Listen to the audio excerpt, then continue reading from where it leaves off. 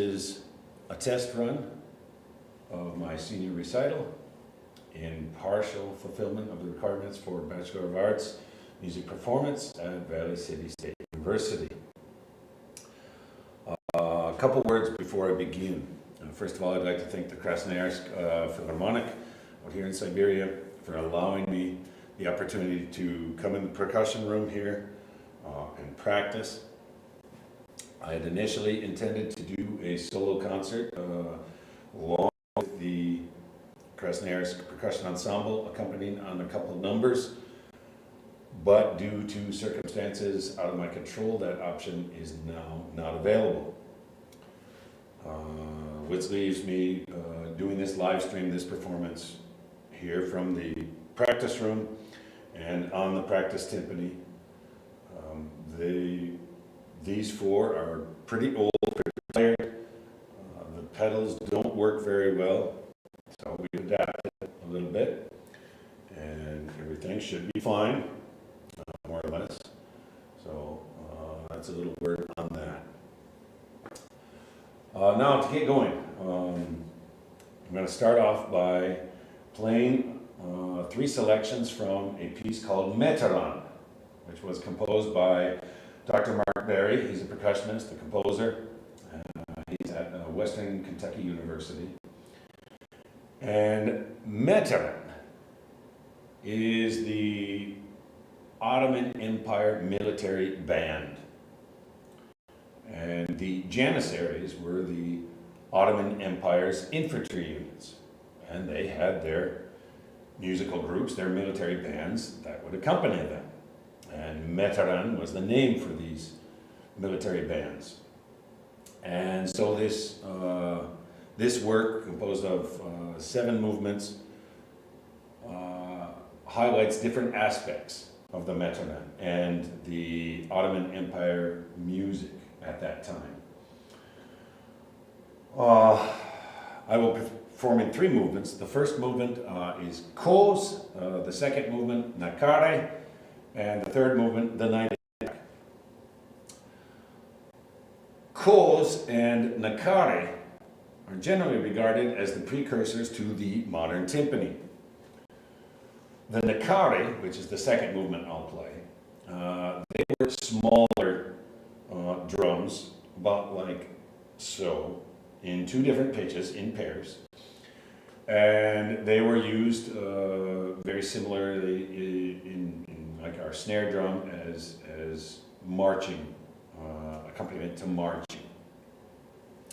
The Koz, which were much bigger and much more similar to what we recognize as the timpani today, and they were often mounted on horseback or camel, and they were used in a bit more bombastic fashion, shall we say. And so that's the piece I'll be starting off with Koz, and the second piece will be Nakare. Now, Nakare also features a different aspect of the Meteran, which is the Tsevgin. Now, the Tsevgin was a long pole with a T, and suspended on that were lots of little bells, kind of like sleigh bells. And depending on the length, it could be, about up to here, or it could be floor length. The members would shake during the pieces. And if it was, just so high, you would just get the shaking sound.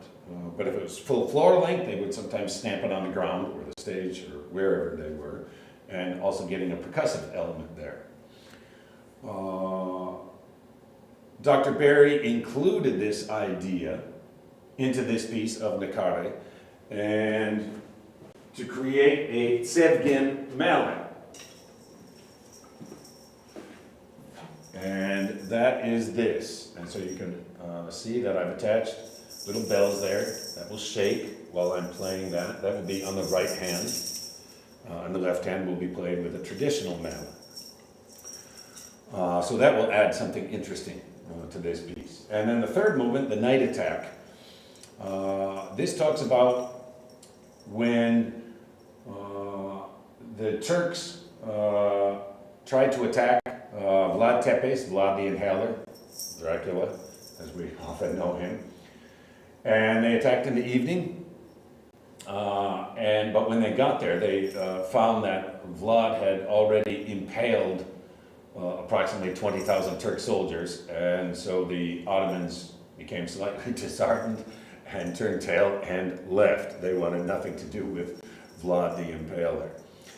So the first movement, Koz, will be slow and bombastic, kind of, not necessarily slow, but the second movement, Nakare, will be more of a march-like fashion. We'll hear the rhythmic accompaniment in the right hand and the melody in the left hand.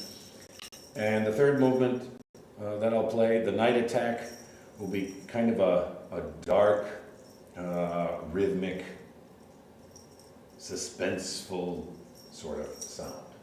So there we are. The three movements of the work for timpani, Meteran.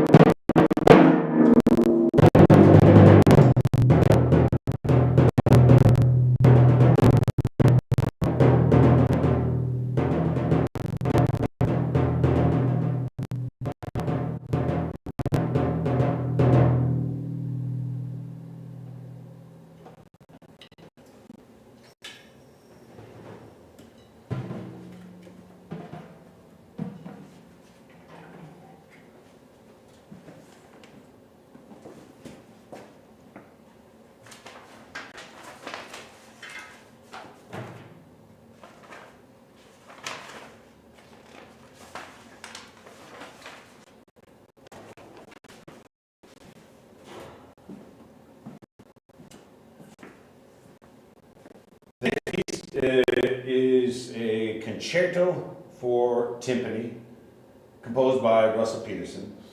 Russell Peterson is an accomplished composer and and saxophones. He teaches at Concordia, and this piece was composed for the Moorhead Symphony Orchestra. I'll be playing the first and third movements. And in the first movement, we'll hear a very rhythmic theme repeated throughout it. And it's kind of high-paced, energetic. And in the third movement, there's also some energy there, but it gets to a slow section. And in this slow section, we get a of some different theme motifs we've heard in the first and the second, which we're here today, but there will be some themes from that as well. And so the third movement ties, and the main theme of the third movement as well ties everything together. So obviously, we were ended with an orchestra. There was a percussion ensemble version, but due to circumstances, it also can work as a solo. We made a few adaptations to it. So this will be the first and third movements of Russell Peterson's composer concerto for timpani and orchestra.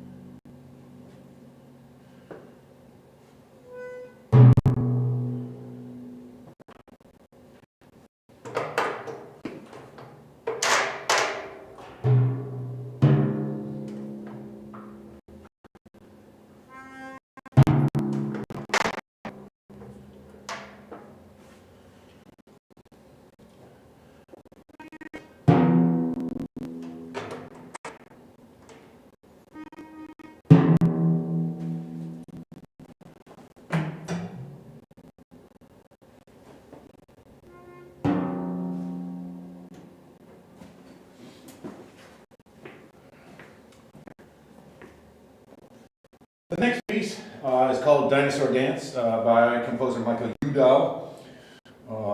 Udall was the principal percussionist at the Santa Fe Opera from 1968 to 2009, and also professor of percussion at the University of Michigan from 1982 to 2011. And he wrote this piece. It's called Dinosaur Dance. Originally, when he wrote it, not exactly what he was thinking, but according to him, as he was writing it and playing it, his 6-year-old daughter at the time came downstairs and said, "Dad, that sounds like a dinosaur dance." Now, not be playing at the timpani are dinosaurs. Far be it from that. But in this piece, it's very syncopated, very rhythmic, and melodic.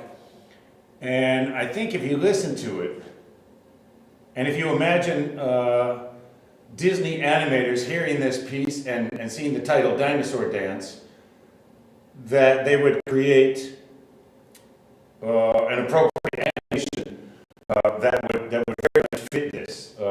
So it's kind of a lighthearted dinosaur dance. Certainly not a something maybe a T-Rex that's really happy and giddy and light on his feet. So this was also originally written for percussion ensemble. Just the part of it works well as a solo piece. So here's Dinosaur Dance by Michael Udall.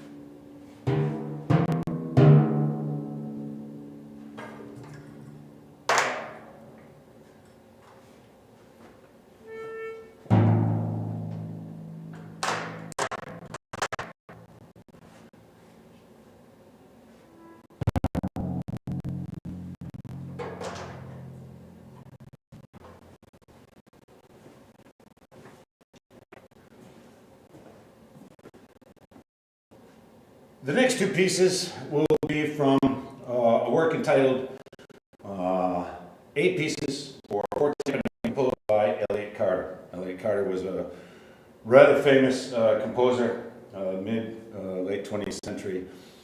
And one of his things was metric modulation. Metric modulation had been used before, but not to the extent that he used it. I'll be playing two pieces from this, Saeta and March. When Mr. Carter composed these pieces, they were almost unplayable by any timpanist in the world. These guys end up in the world to really work to perform these pieces. Thankfully, the development of timpani literature and timpanists has progressed, and now performing the one or two or more of these works is almost standard all around the world. These 8 works certainly changed the art of timpani playing, especially solo timpani playing. The first piece I will be playing is Saeta. This is based on an Andalusian song, religious song, and we will hear in the right hand very softly muted, kind of like a soft bass drum or soft tom-tom. And then the melody will be in the left hand, accented. And we will hear throughout the piece where the quarter note in one section now becomes, for example, a dotted quarter note or an eighth note in the next section. And so that's how he modulates the metrics in this. The second piece that I'll be playing is March, and like Saeta, it uses metric modulation. In this one, we will hear the march pattern, the tuba, so to speak, in the left hand, and here the left hand will be played with the butt end of the stick, and the, so to say, melody will be played in the right hand with the head of the stick. Now, in both pieces, that's something also that Mr. Carter did, was using different kinds of mallets and the different parts of the mallet. So in both pieces, I'll be playing with the butt end of the mallets, the wooden part, and the head part, the fluffy, soft part. So first one, Saeta, and the second, March.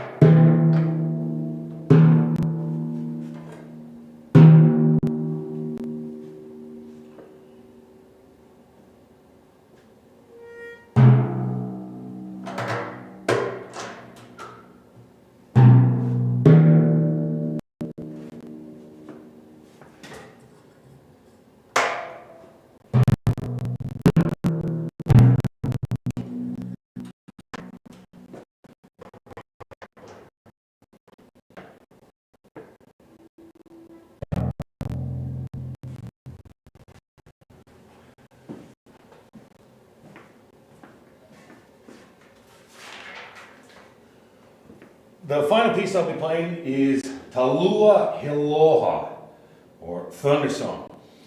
This was written by the Native American composer Jared Inpachachaha Tate. In a lot of his compositions, first of all, Impechachaha, that is his Chickasaw name, which means high corn critter.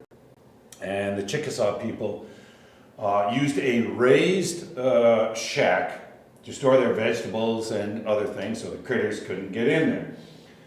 And so that is his Chickasaw name, Impechachaha.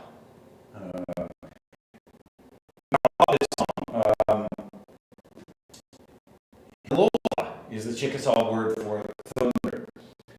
And the Chickasaw people believe that thunderstorms were holy people up in the clouds, up in the heavens, at war. And so to show their bravery, the Chickasaw braves would shoot their rifles into the air. And this work is, pays tribute to those old ways. I first came across these, it's non-existent, basically.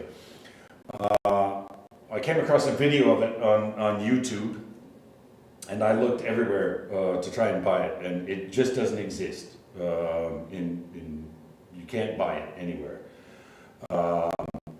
So I wrote the composer, and didn't hear anything. After a long time, he got back. He said, "I'm very sorry, your email got into spam. So if you're interested in performing it, here's the work." So he graciously gave me permission to perform this work, and I'm very grateful. I think it's an interesting work, and I wanted to do it here because it ties the native peoples of America and the native peoples of Siberia here. There's long been speculation that Native Americans came on the land bridge by the Bering Strait, etc. Whether or not I really wanted to do this piece, and thankfully, Jerry Pichachaha Tape gave me permission to perform this. So this will be my last number, the Lua Hiloa Thunder Song.